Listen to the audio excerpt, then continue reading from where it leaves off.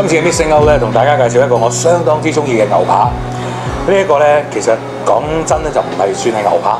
咁啊喺 steak 入邊咧，佢係一個 filet，係一個牛柳嚟嘅。咁呢個咧就係喺歐洲咧相當之普及，但喺香港咧比較少見嘅威靈頓牛柳。咁啊做法其實都比較複雜，因為咧首先要將一嚿好靚嘅牛柳煎封住，封鎖啲肉汁之後咧，上邊咧就要再包鴨肝醬啊、蘑菇醬啊，跟住又要雪翻佢個定嗰個型啊，再包班戟，又要再包個酥皮，最後再焗。其實屋企都做到嘅，不過可能咧要整3日2夜，咁啊所以咧我中意出嚟食。尤其是呢個餸咧，對於我嚟講係一個好大嘅意義。